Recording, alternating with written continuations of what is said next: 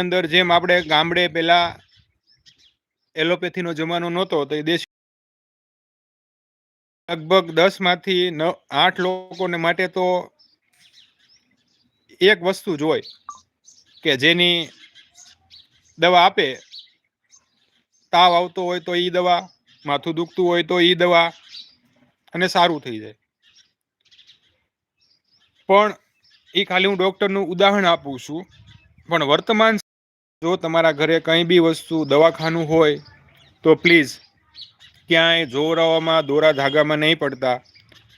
દવાખાના ભેગા થાયજો. કેમ કે ડૉક્ટર છે ને એ ભગવાનનું સ્વરૂપ જેવું છે એમનું કામકાજ. આપણે કલ્પના ન હોય એનાથી વિશેષ આપણને એ દવા કરી ને હાજા કરી દેશે. ઓકે, સરસ, વાંધો નહીં ભાઈ. વિજાપુર તમારું મને મળી ગયો. આ વિજાપુર એટલે મહેસાણામાં